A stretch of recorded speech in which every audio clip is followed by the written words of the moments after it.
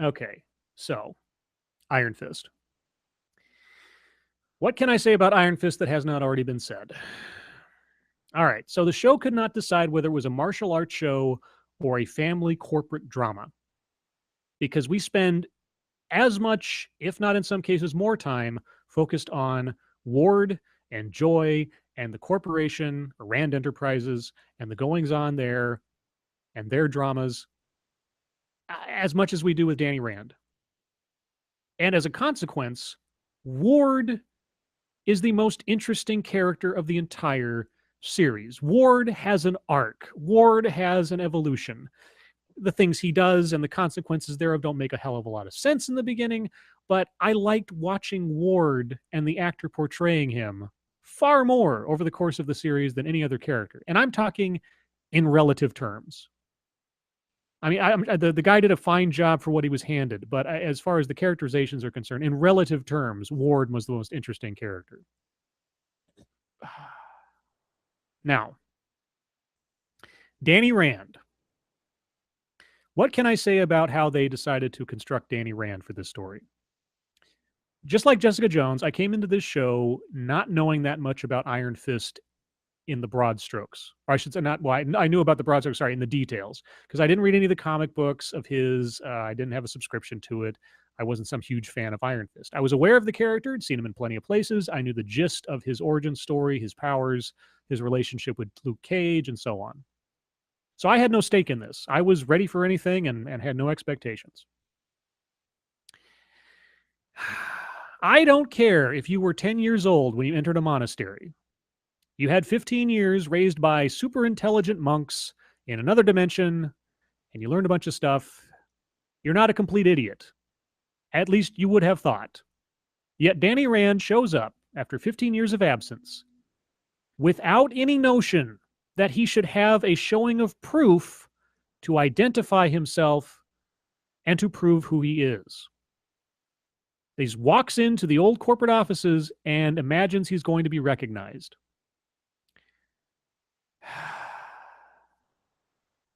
Here's how I would have done it. Because I could have, and God, there was so much filler in that first episode. His sitting in the park with the drug addict. I was like, why is this here? What does this have to do with anything?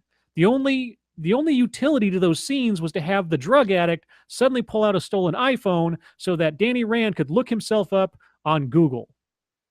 That was it. As though he didn't already know or couldn't have found out anywhere else.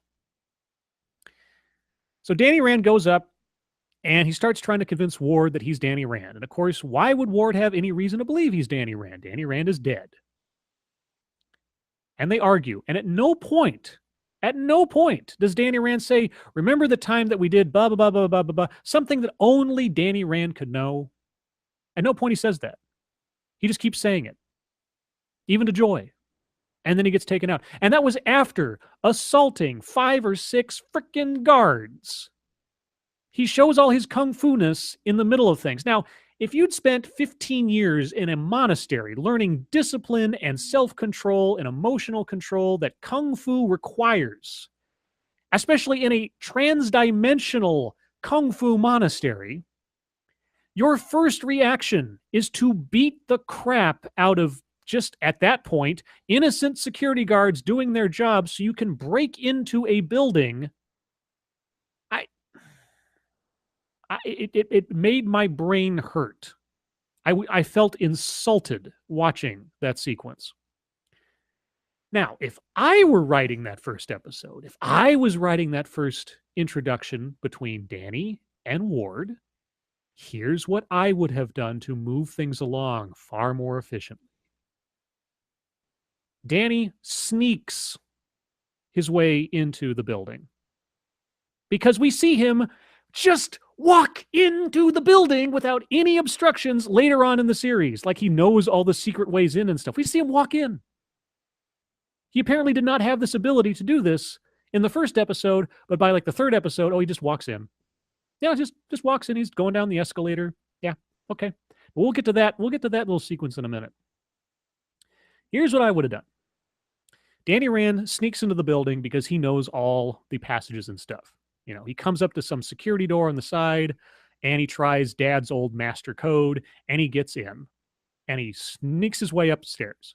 He gets into Ward's office. Ward is the only one there. Ward is like, "Who the hell are you? Da da da da da. It's me, Danny Rand. Danny Rand died 15 years ago." "Yeah, but Ward, remember the time that you and I did XYZ PDQ, whatever."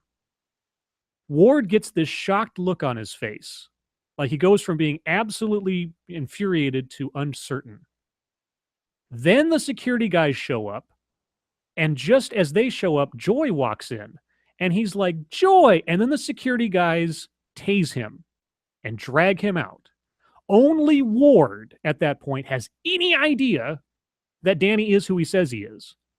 And then we move into Ward going to his dad and all that stuff. We could have saved ourselves an entire episode. And at that point, Ward would know the truth. Joy would be completely in the dark.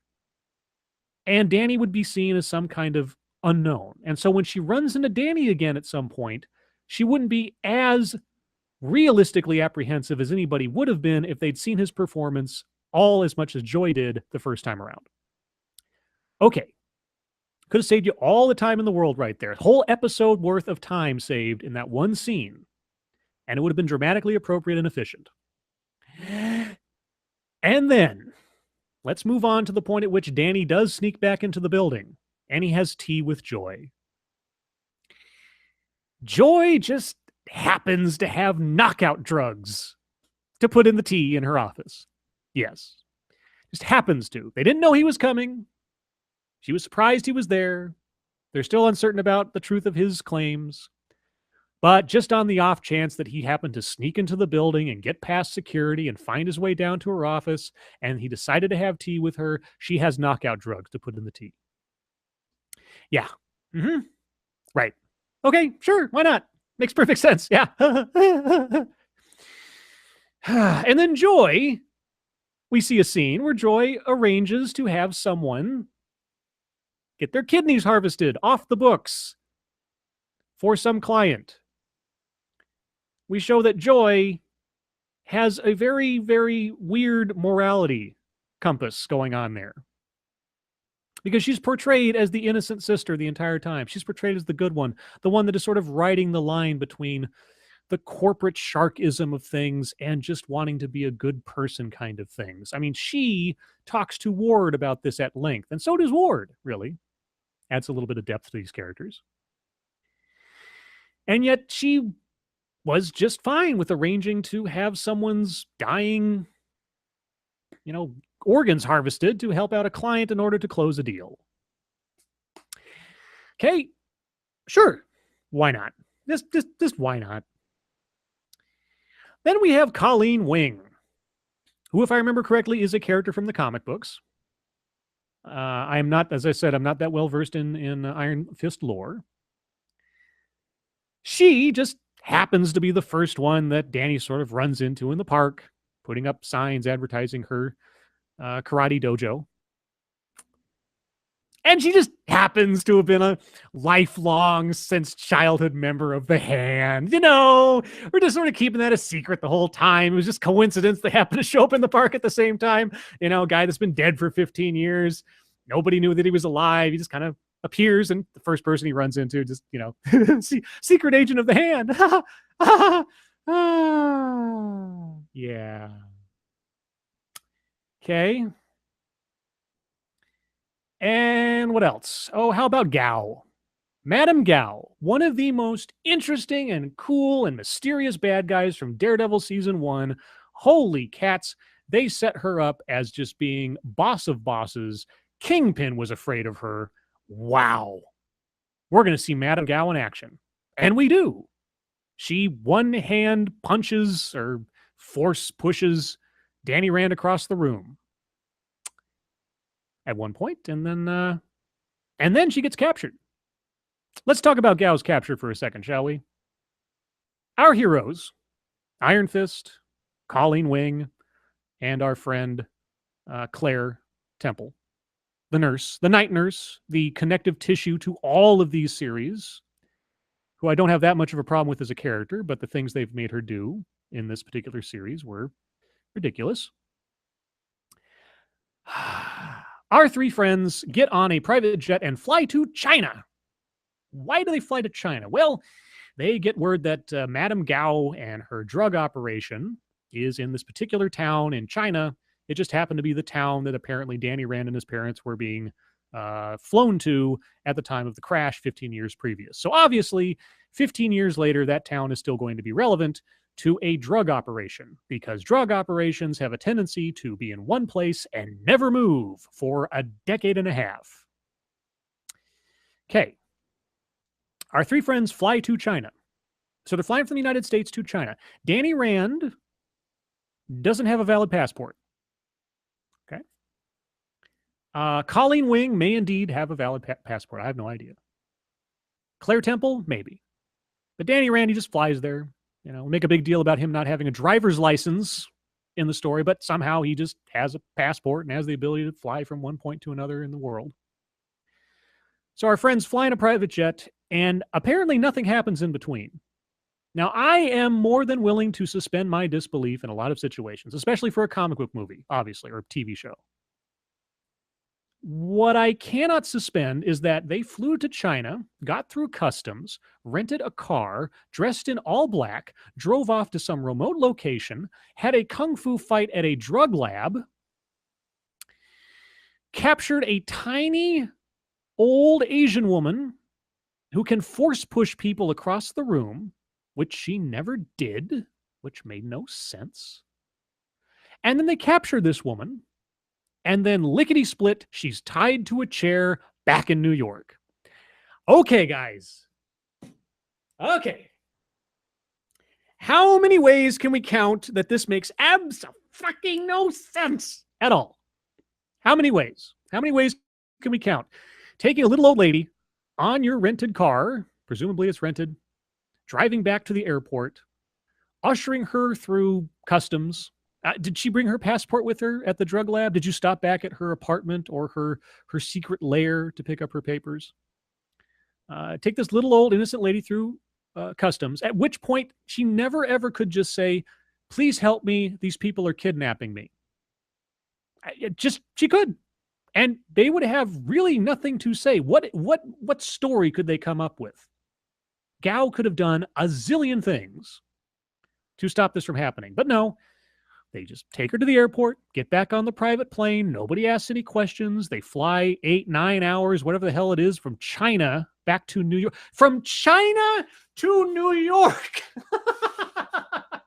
I mean, holy shit, you cannot get more opposite sides of the planet than that. But she sits on a plane with them from China to New York, and then they tie her to a chair at a dojo. And that's including landing at the airport, getting through American customs, driving all the way back to the dojo, sitting her down in a chair and tying her to it.